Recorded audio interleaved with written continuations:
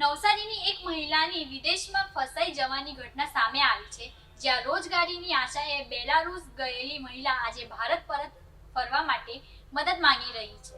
નવસારીના રુસ્તમવાડી વિસ્તારમાં રહેતા મીના રાજેશ જોશીના પતિનું અકસ્માતમાં અવસાન થતા 3 બાળકો અને વૃદ્ધ માતાની જવાબદારી તેમના ખભા પર આવી પડી હતી. હીરાના કારખાનામાં નોકરી કરીને પરિવાર ચલાવતી મીનાએ મંદી બાદ નોકરી ગુમાવી હતી. ત્યારબાદ વડોદરાના એજન્ટ મારફતે બેલારુસમાં ઊંચા પગારે ફૂડ પેકેજિંગ નોકરીના વચન પર મીનાએ દાગીના ગીરવે મૂકી અને લોન લઈને 5.50 લાખ રૂપિયા ભેગા કર્યા અને 6 નવેમ્બર 2025ના રોજ બેલારુસ પહોંચી હતી. પરંતુ એજન્ટના આશ્વાસન મુજબ નોકરી ન મળતા થોડા દિવસમાં નોકરીમાંથી કાઢી મુકાતા મીના મુશ્કેલીમાં ફસાઈ ગઈ. ગામડામાં તબેલામાં લાંબા કલાકોની નોકરી, પૂરતો ખોરાક ન મળતા અને કામના ભારે દબાણથી મીના ભાંગી પડી. ભારત પરત ફરવા પૂરતા પૈસા ન હોવાથી મીનાએ વિડીયો બનાવી પોતાની વ્યથા વ્યક્ત કરી હતી. આ વિડીયો સોશિયલ મીડિયામાં વાયરલ થતા નવસારી બ્રહ્મ સમાજના આગેવાનોએ મીનાના પરિવારનો સંપર્ક કર્યો છે અને વહીવટી તંત્રની મદદથી મીનાને સુરક્ષિત રીતે ભારત પરત લાવવા પ્રયાસો શરૂ કર્યા છે.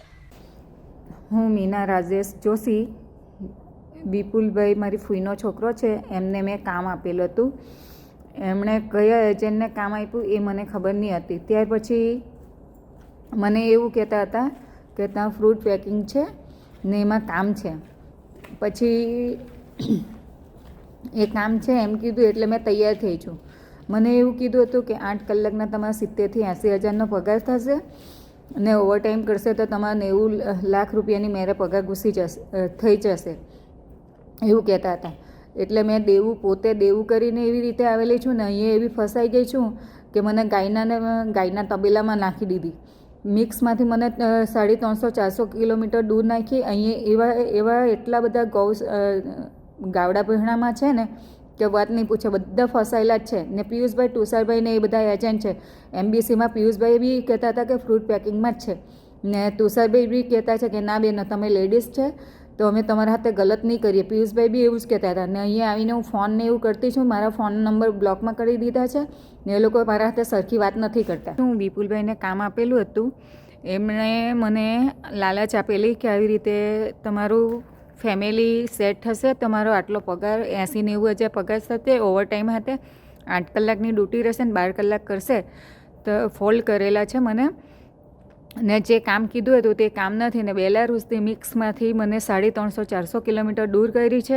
હું વિધવા છું, મેં દેવું કરીને આવેલી છું. મારા 3 છોકરા ઇન્ડિયામાં છે ને આવી રીતે મને ફોલ્ડ કરેલી છે. ને હવે હું કેવું છું તો મારા ફોનની ઉપર બ્લોકમાં કરી દીધેલા નંબર પિયુષભાઈ, તુષારભાઈ, સુભાષભાઈ તો મારા હાથે વાત બી કરતા છે, સોરી. એ મને ફોલ્ડ એવી રીતે કરેલી છે કે મેં કોઈને કે અહીંયા એટલી મુસીબતમાં છું ને કે મારાથી ઇન્ડિયા જવાના પૈસા બી નથી ને તબેલામાં એવું કામ હતું 15 કલાકની નોકરી હતી. મમ્મી બેલારુસ ગયા હતા અને ત્યાં મમ્મીને છે ને તબેલામાં જોબ મળી હતી. પણ મમ્મીને છે ને 3 ટાઈમ હતું અને ત્યાંનો આવવા જવાનો રસ્તો જ 1 કલાક હતો. એટલે મમ્મીને ત્યાં વધારે ફાવતું નહીં હતું. એટલે મમ્મી કે ત્યાં ફસાઈ ગયા. એટલે મમ્મી અહીંયા આવવા માંગે છે. શું સ્થિતિ છે અત્યારે ત્યાં પૈસાની? મમ્મી પાસે પૈસા પણ નથી અને મમ્મીની તબિયત ખૂબ જ ખરાબ છે. શું મદદ મળી છે ને અહીંયાથી? હા, સરકારવાળા થોડી હેલ્પ કરે એટલું હું છું અને અમારા સમાજના પણ છે, એમણે પણ હેલ્પ કરે છે અને બીજા ન્યૂઝવાળાને એ લોકો પણ હેલ્પ કરે છે.